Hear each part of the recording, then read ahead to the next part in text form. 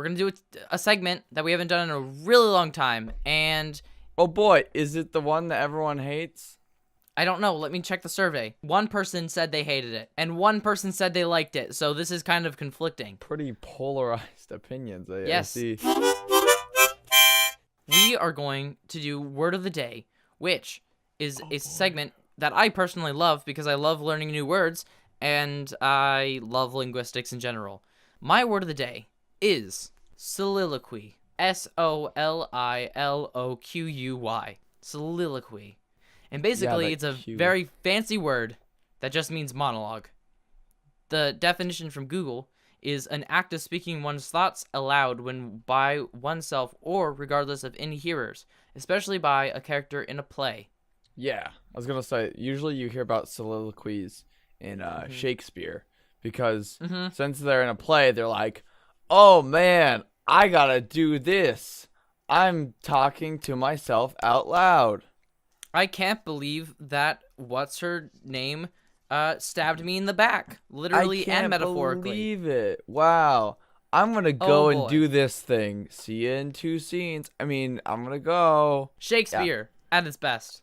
Could we do a segment where we just read Shakespeare, but like really bad? Can we do a segment called Soliloquy where we both just say our thoughts out loud? Yeah, our existential thoughts. Sounds like a bad idea. It sounds like a great idea. No, it doesn't. I have a word too. Okay, Tendo, what's your word? I know, it's different. My word describes myself, I think. No. My word is vociferous. Vociferous. Vociferous. Which I don't know why. I just like words that start with V, that they just sound so powerful, like vehemently, voraciously. They just they have that punch to them. And vociferous means to cry. It's an adjective.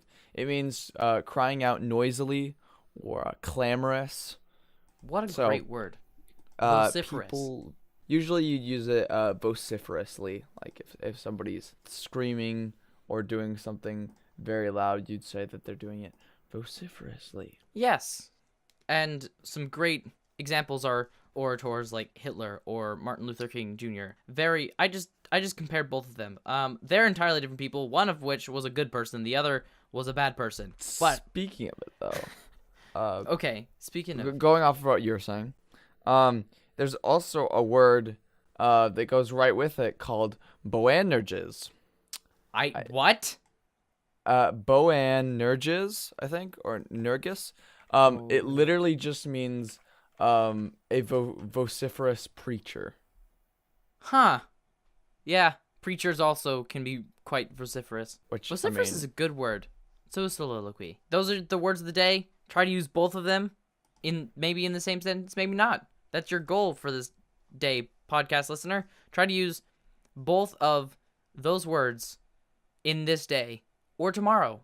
How about this whole week? That's your by the time the next episode comes out, I want you to have used both those words in conversation.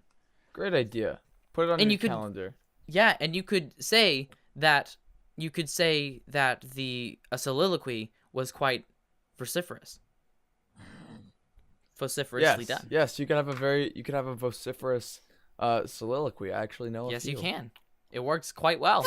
Segment 2, favorites. Basically, we both have questions of like, what is your favorite blank? And so what we're gonna do is we're gonna ask them interchangeably and then answer them. And these aren't like simple ones like, what's your favorite food? What's your favorite color? Last time we did this, some of Tendo's questions, one of them included, what is your favorite type of pain? And what is your favorite They're usually twist favorites ending? that you don't have until you're forced to think about when we ask you them. Exactly. So, yeah, I guess. Would you like to start us off? Because I think your questions are much more fun than mine. You mentioned favorite color, and I mean that's a fair one, but I want to take that a step further. My question is, what is your favorite color to represent evil? And what I mean by that is in visual form, in movies or or comics or cartoons or whatever, usually there's some sort of color scheme to good and evil, specifically evil. And I guess you've probably seen them all. But what is your favorite color to represent evil or the villain character? To be honest, like, I don't know, the classic red. Red. Ooh, yeah, classy gentleman, I see. Not classy, classic. Like most things in storytelling, visual storytelling, and even in like literature, if it's red, it's probably pretty deadly or evil. Like in The Scarlet Ibis, which is a wonderful short story that I will leave in the description show notes, a PDF. You can go read it. I would highly suggest it. It's great. There's a lot of red imagery throughout the thing, and so I always think of that whenever I think of colors representing motifs and like ideas and themes throughout a story. Also in the film The Village, which is an M. Night Shyamalan, if you've ever seen it, No, the bad color is red, and so whenever there's red, people freak out and they think it's like evil. That was an interesting film. I wouldn't say it was good, but I wouldn't say it was bad. It's the M. Night Shyamalama ding dong, so you never know. I mean, like the twist at the end, which spoilers, there's a twist, like all of M. Night Shyamalan's films. Oh wow. It was very weak to me, and I did not like it. But going off of red, just real quick, a lot of the reason is because of like emotional responses. Like usually the personality of whatever character is expressed somehow in their colors, and a lot of times we associate red with anger and aggression. Yeah, it's a very violent and visceral color to me. Which is why when they use colors like blue or a neutral color, it's usually very obvious that the villain character or whatever is considered to be the opposition is more conservative than what you traditionally think of as like a red, brutish.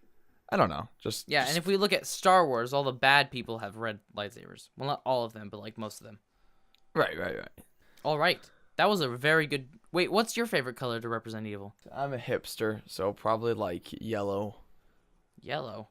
I mean, I could see how that... I think yellow's a happy color, but I think if a story can like do that well, I think that is an accomplishment. Yeah, maybe not Green Lantern, but like Thanos or He's something purple. like... Yeah, but he wears like anywhere where it's like gold, or they're wearing like gold armor, or it's because gold is kind of like a symbol of power and of sort of royalty. Well, actually, also in Green Lantern, as you just mentioned, the guy's purple and he wears yellow, so maybe purple and yellow are just like inherently evil. Makes sense. So evil. Okay, green is my least favorite by far. Yes, I don't think it's a good... I mean, except for the Wicked Witch of the West, but she mainly wears black, which I think is really the... I don't know, there's different types of evil, but I think if we're going like classic evil, I think red is really the best. Red and black. Yeah. Red and or black. Indeed. Anyway, Tendo, what is your favorite punctuation mark? Ugh. Mine is going to have to be the... What do you call it? I just looked it up. Hold on. An interrobang? Yes. Hold on. What was the first two syllables? Interrobang. Interra? I thought it was something Interrobang. different. Nope. Interrobang? Interrobang. I thought it was Are you talking about else. the exclamation mark mixed with the question mark? Yeah, just because... No, I don't know. I'm limited to so few options. I do have to say I think the exclamation point is the most comedic, because it's really easy to misinterpret if you don't understand context. But that's about as funny I can get with punctuation marks. I don't know. Interrobang, sure. Yeah, whatever. Okay, yeah, and for those who don't know what an interrobang is, it's a question mark mixed with an exclamation mark, and basically it's used at the end of a sentence where someone is like, what? How could you have done this? And they're like yelling it or something. It's instead of doing question mark, exclamation mark, you can just use an interrobang, and then it's, Usually only goofy fools use it. Usually you just do exclamation point, question mark. Or you could be like me when I was little and just put like 50 exclamation points and like a bunch of like question marks just interspliced in there randomly, because I thought that made like... that makes an impact and not fill up a page tremendously. Yeah. What's yours? Okay. My favorite punctuation mark is the comma. I made an entire video on it because I think it is used and underappreciated. Hold on. You just made me think. No. The M dash is my favorite punctuation I don't mark, even know what that is. So with a close second by the semicolon. Yeah, I was do only really thinking, like semicolons. That's my friend's favorite. M dash is just a longer dash.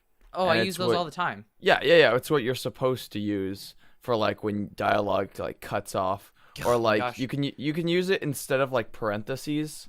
You know what I'm talking about? Yeah, I'm not I know. an English major. I just didn't know that it was called an M dash. I thought it was just a dash. What's but like a long one?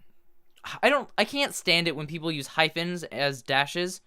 It's awful and I hate it. Well, and it like most drives people me don't know crazy. how to use goofy keyboard shortcuts, or like have an extension, so that's the best they can work with.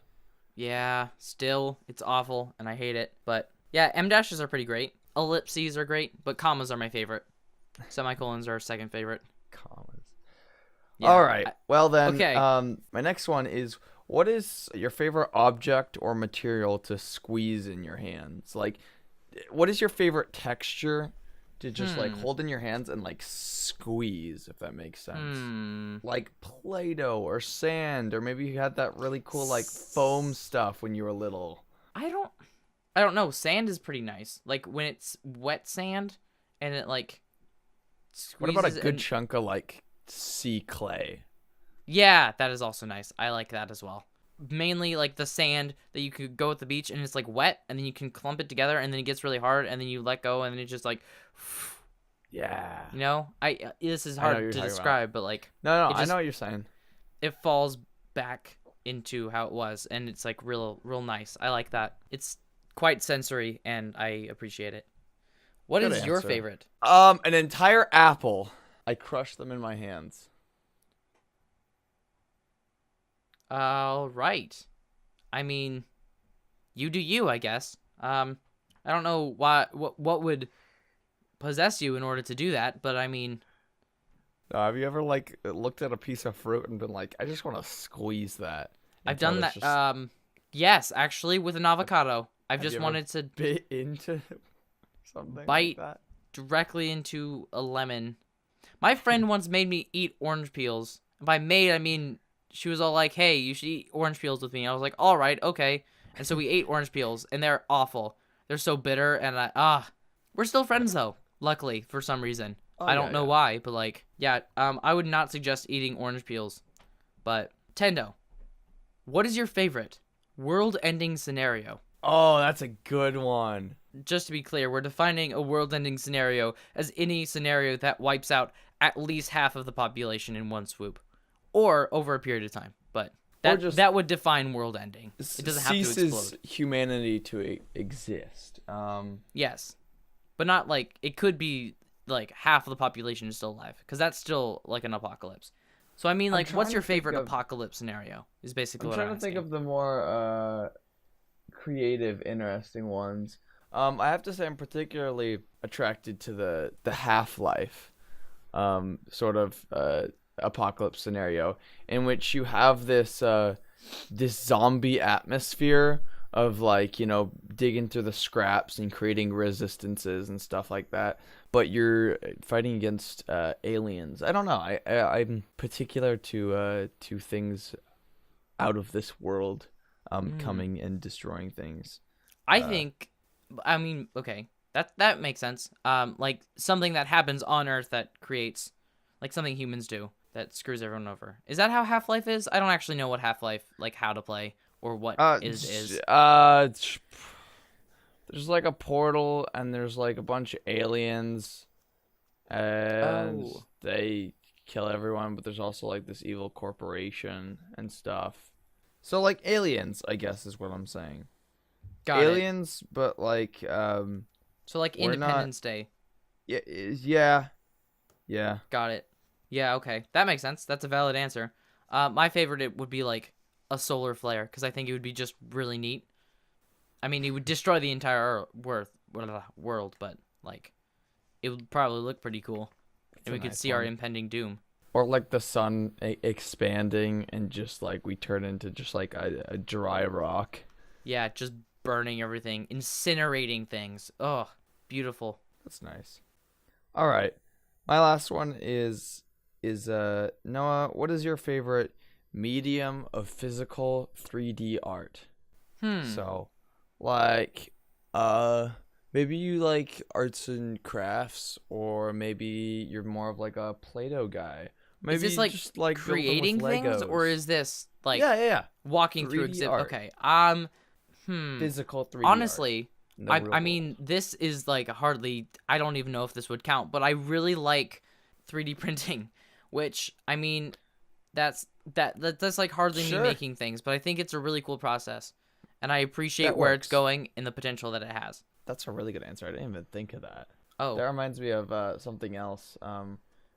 Laser cutting. Ooh, yes, laser cutting is also neat. And then building stuff out of that. Ooh, that sounds fun. Okay, my final one is, what is your favorite type of storytelling? Like, what's your favorite storytelling medium? Books, video games, etc. That's the worst one you could ask. It's the worst one? Yeah, that's so difficult. That's like, no. Yeah, I'm gonna have to say video game. I have to say video game because when it's done correctly, which the way I like it done best is very, very rare. Legend of Zelda. A lot of times that even falls short. A lot of times when it's done really, really well, the worlds of the storytelling feel more expansive than anything else because you're interacting with them. Yeah, I guess that makes sense. That's a very good answer. Mine is film. For anybody who knows me, that shouldn't be a surprise. That makes sense. Yeah. Segment 3. We're going to be taking some stupid BuzzFeed quizzes because frick BuzzFeed. Boy. I love BuzzFeed. Everyone, you gotta love BuzzFeed and not hate them. So, for those who don't know, BuzzFeed does these quizzes that doesn't make any sense. A lot of the times, they're like personality quizzes, and it's like, what Disney princess are you? Or do people hate you or not? So we're gonna do this one, which it was posted on February 26th in 2014, and it is, what cheese are you? Tendo, are you ready to find out what type of cheese you are? Yeah, I'm surprised it's just like, what cheese are you? I'm surprised it's not like, tell us your first 7 wives, and we'll tell you what kind of lipstick you are. Yeah, it's very simple, straight to the point. Others are like that, but like this one. Okay. Ooh. They're also like geared towards like not us at all. So yeah, most of these the first one is choose a wine. I'm gonna take my time with this one. I'm gonna say jug of wine, or Merlot. Merlot sounds fancy. Chardonnay, Sauvignon Blanc. You know what? I'm more of a white Zinfandel, if you ask me. Yeah, that would make sense. I don't know what that is, but like, I'm gonna just do a jug of wine. That's me, a jug of wine. Okay. This is this one's choose even better. A president. Okay. Teddy Roosevelt. I'm gonna have to go with Andrew Jackson. Nice. Andrew Jackson. Who are you going with? I did Teddy Roosevelt because he was just a cool person. He once got shot during a speech, and he finished the speech and then said, "I think I need medical attention." But like done some stuff. Yeah, and he like actually boxed, and he was just a cool person. Okay, choose a motto to live by. Okay, you gotta read. We'll alternate. We gotta read these all. Okay, got it. Okay, the first one is the first motto to live by is live simply, love generously, care deeply, speak kindly. What a great motto. The next one is conceive, believe, achieve. Conceive. Why put off for tomorrow what you can get done today? Failure isn't an option. It's a choice. That's not true at all. That's so broken. You can sleep when you're dead. That's a good one. This one is just YOLO, which stands for you only live once, which, as the Lonely Island pointed out, it can be interpreted in 2 different ways. Yes. That is a wonderful music video. I will leave it in the description show notes. All right. Every action has an equal and opposite reaction. Just because it's Newton's third law. I gotta go with that one. No, wait. No, we gotta read them all. Where there's a will, there's a way. And be a leader, not a follower. I'm gonna do I really like failure isn't an option, it's a choice. which isn't true. So terrible. That one's so broken, and that's why I'm doing it. Okay. I agree with neither of them. And they're both saying the same thing. Okay, choose a number. 420. Hold on, I gotta go with the conceive, believe, achieve. Oh, right. Yeah, that's a great motto to live by. Oh, choose a number. Wow, look, they've got the 3 numbers that are funny because numbers can't be funny. Hold up. Wait a second. Almost all of these numbers are in my significance of numbers video. 1, 3, 420, 21, 69. I didn't have 666. Yeah, I told you. There's 420, 387, 666, 12, 21, 999, 1, and 69. It's just... I'm going to do 3 because I really like the number 3. Best things come in 3s. I'm going to have to go with 999 because that is the level I always try to reach. And nice. Whatever. What a nice level. You mean like in video games and stuff? Just everything at life. I like all 9s because it usually means you're reaching the cap of something. Yeah, I know what you mean. Next question. How are you feeling today? And then in parentheses, by the way, you look great. You do look great, Noah. I can see you. Thank you very much. I would say the same to you, but I can't actually see you. So, you probably look great, though. I'm just assuming. But, okay. Great. Angry. I feel nothing. Pretty good. Sad. Tired. Mostly happy. Content. Greasy and bloated. I mean, if I'm being completely genuine, I'm going to say content. I feel quite content. Usually, yeah, when I record the podcast, I'm feeling very content. If I wasn't, I probably wouldn't be recording. Greasy and bloated is not something I feel a lot, but I wish I could select. Okay. Finish this sentence. The banana was blank in his pants the whole time. Moldy. Made into the best banana bread on this side of town. Delicious. Filled with worms. Actually a cucumber. In disguise. That's stupid. I hate it. Naked and cold without its skin, also known as its peel. Crazy. Some might say it was bananas. The banana was yellow. Okay, I'm gonna say a cucumber in disguise because I really like that. I'm saying filled with worms because how a worm gets into a banana, I cannot understand. In any way. Well, how does it get into an apple? Who knows?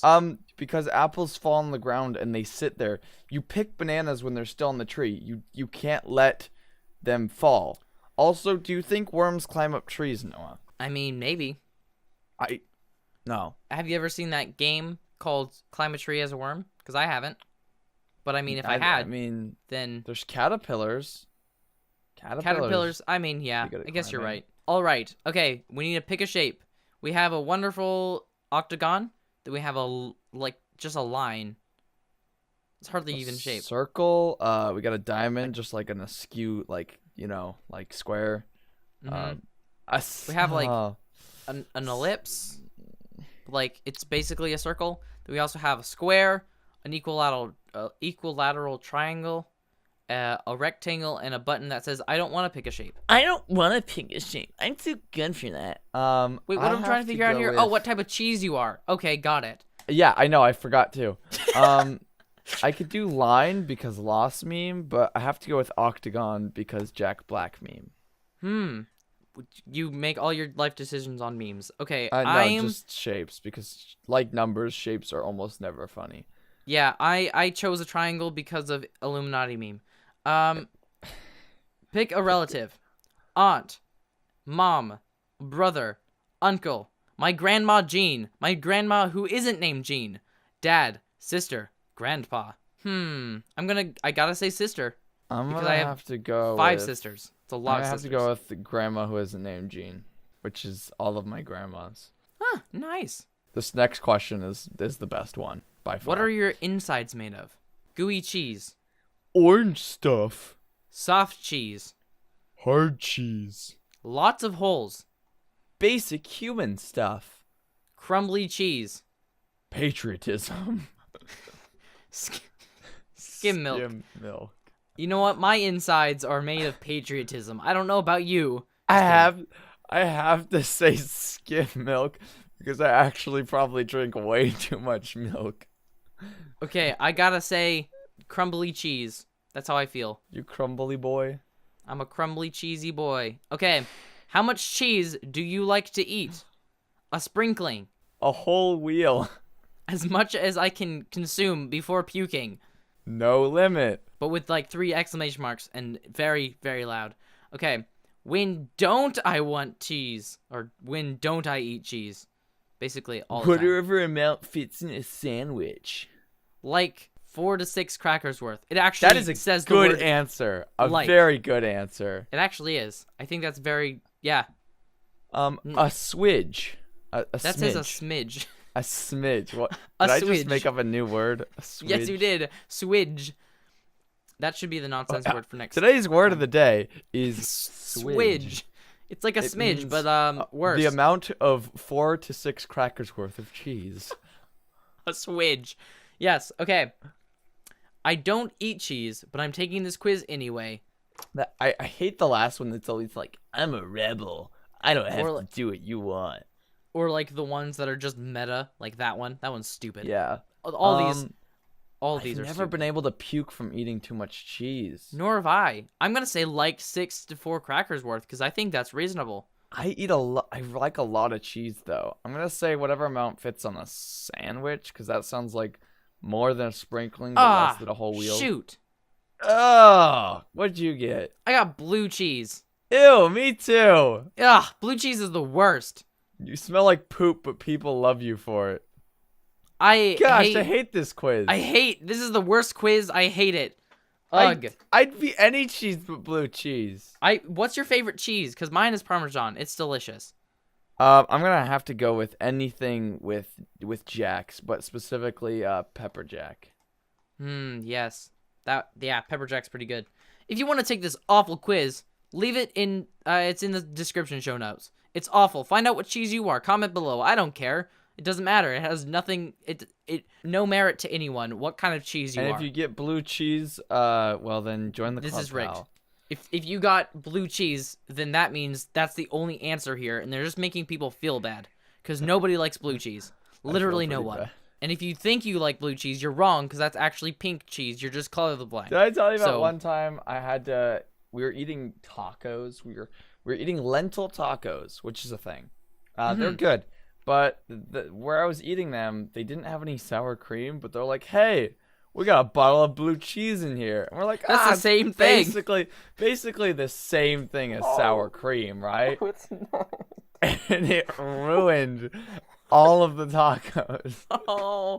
Oh, I feel so bad for you. Oh. Segment 4. This is a new segment called "Don't Judge a Book by Its Cover, but Do by Its Title." Haha. So basically what we're going to do Books is have weird I titles. have gone onto my library's website and went to recently added book titles. Recently added. That's the best place to look. Yes. And so I wouldn't do like highly rated or anything because then they might be actually good books. All of these are pretty awful books. Most of them are stupid, cheesy romance novels. Yeah. So I'm going to read you the title of the book, and you're going to have to guess, just based off the title, what the book is about. I have these books. I have 3 here. So what we're going to do is I'm going to read them to you, and you're going to guess them. Are you ready? This is called Death on Tap. It's about an alcoholic who drinks his life away, or about a daughter or maybe son of an alcoholic, and their parent dies because of alcohol. You know what? You are much better than Ellie Alexander, who wrote this. Those actually look like intriguing stories, like those two, and they're interesting, and you could feel their struggle. But this is the synopsis of Death on Tap by Ellie Alexander. After catching her husband cheating on her, craft brew expert Sloane Cross leaves the family business to work for a hip new nano-binary, only to discover a competitor dead in the fermenting tub, clutching a secret recipe. That sounds awful. Like at first it sounded intriguing, and then the clutching the secret recipe. I'm like, okay, they're not taking themselves seriously. Yeah, no, they're trying Sounds to like they're trying to create intrigue, but it's failed miserably. Alrighty then. Okay. If I find This someone one- dead in Moby the Scobius container, I'm gonna leave them in there. It's called flavoring. Yeah, well, Moby needs it. He needs as much nutrition as he can. If there's a dead person in there, we'll just let him eat him. Anyway, this one has a subtitle, but I'm only going to read the main title, and then I'll read the subtitle afterward. Okay. Goldilocks and the Bear. Come on.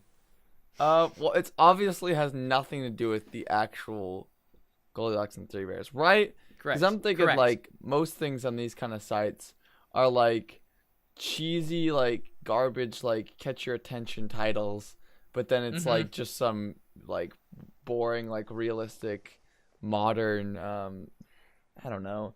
Maybe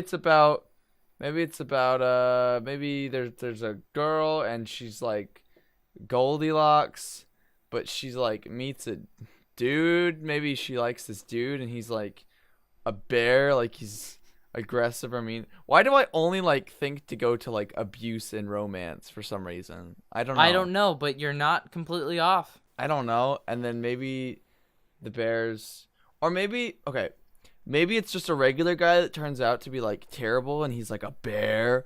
Or it's a guy that, like, everyone thinks is, like, terrible and aggressive or whatever, like a bear, but he's actually, like, a real softie, like, a real nice guy. Like Beauty and the Beast, essentially. Yeah, okay. So it is kind of like that. The full title is Goldilocks and the Bear, an adult fairy tale romance. So here's the synopsis. Lady Victoria hungers for excitement, but how can she find it while cloistered in her cousin's castle? Encouraged to journey north to pursue an adventure of her own, an abandoned lodge seems as a fine place as any to stop for rest. Ramsay is a shifter without a mate, overwhelmed by the responsibilities of becoming his clan's new father bear, and the female's attention that comes to the position. He leaves on holiday to enjoy the peaceful northern hunting lodge. Finding his bed occupied by a golden-haired beauty wasn't part of the plan, but claiming her might be.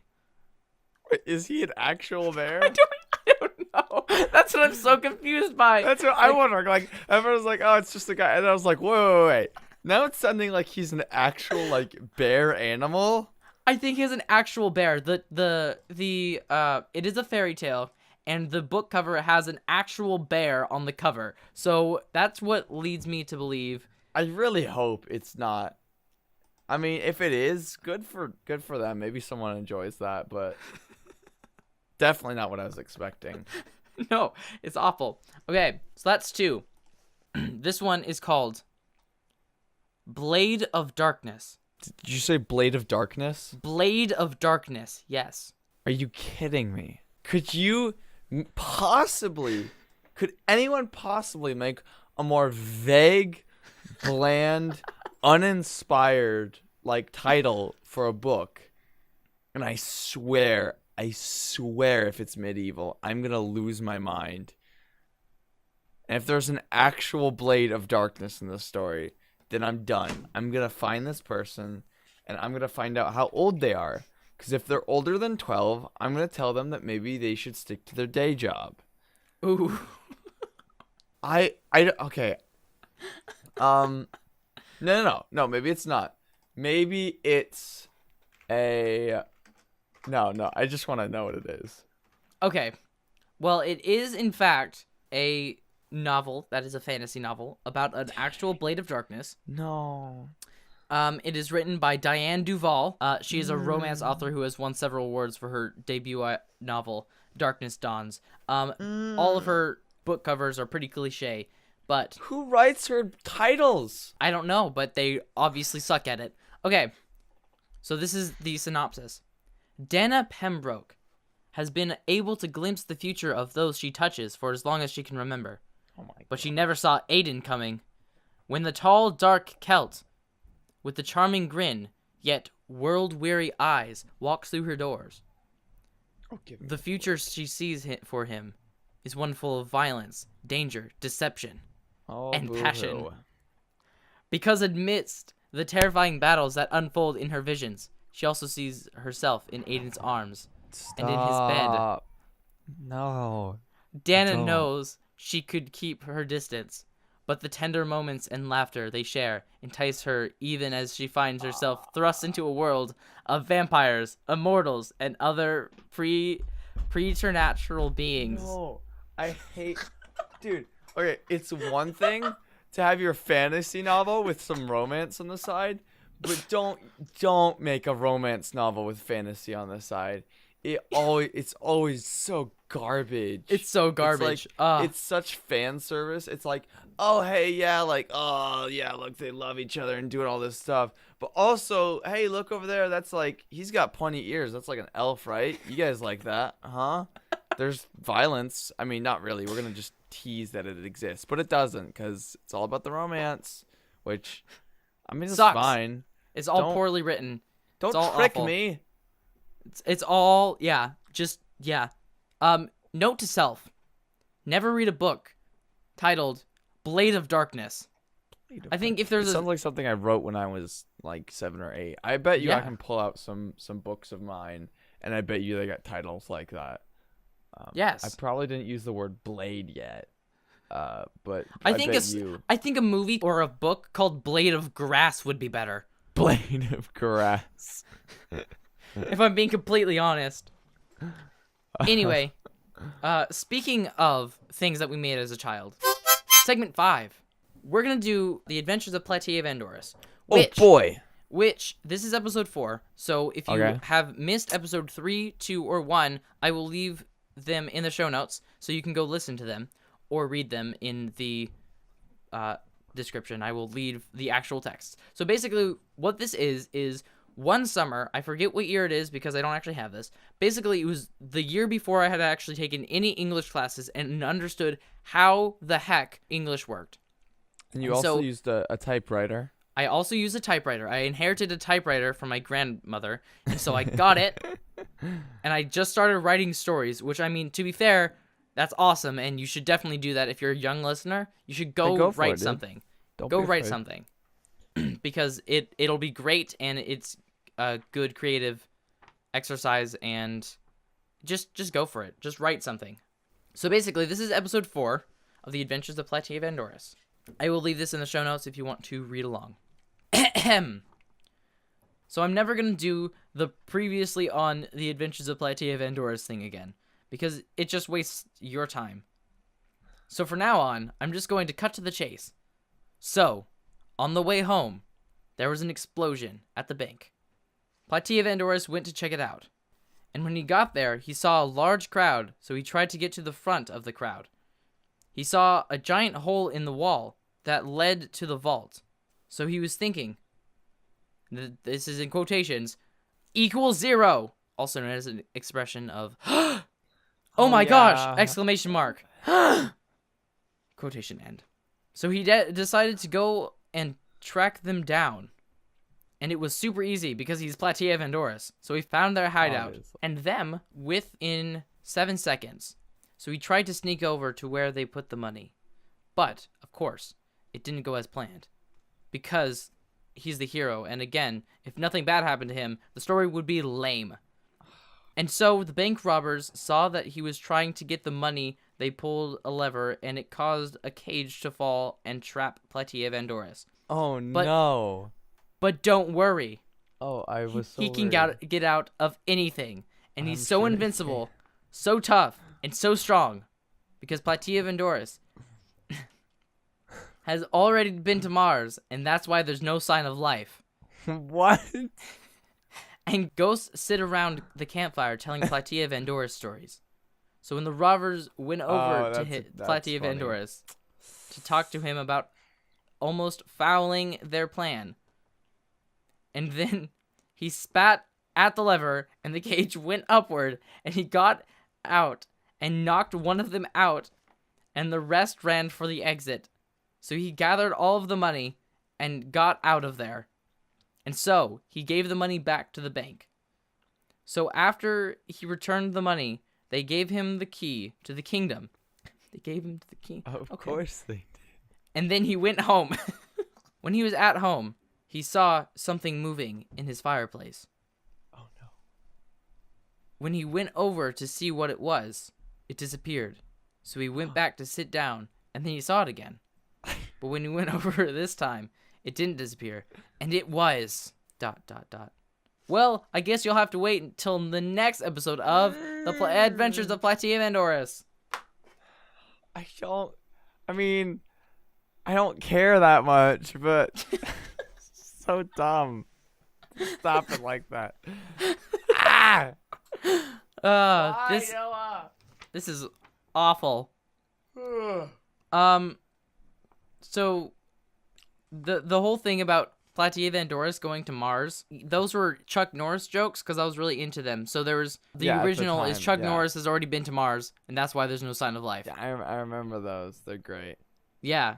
So actually, I don't know if I explained this already, but it's kind of obvious. Platea Vandorris his name is based off Chuck Norris. Oh, I didn't know that. No, I didn't. Oh, gosh. Yeah. That makes it so much less cool.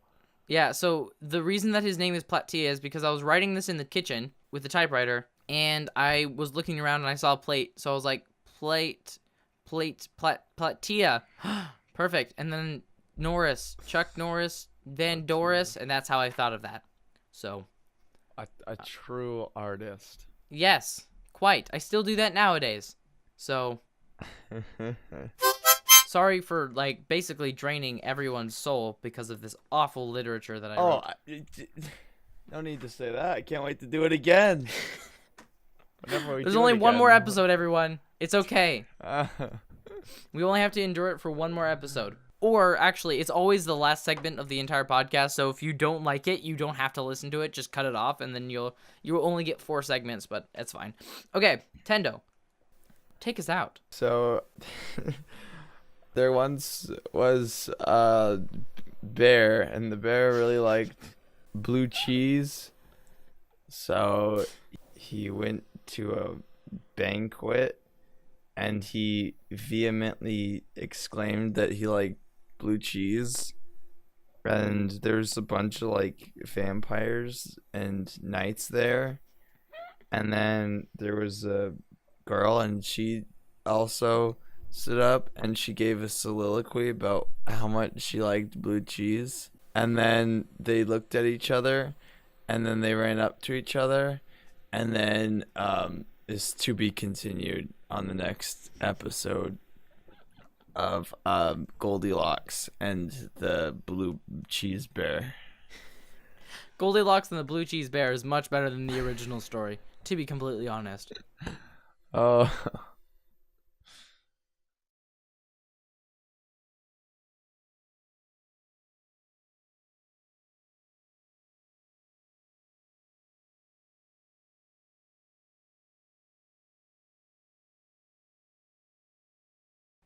Blue cheese is just bad.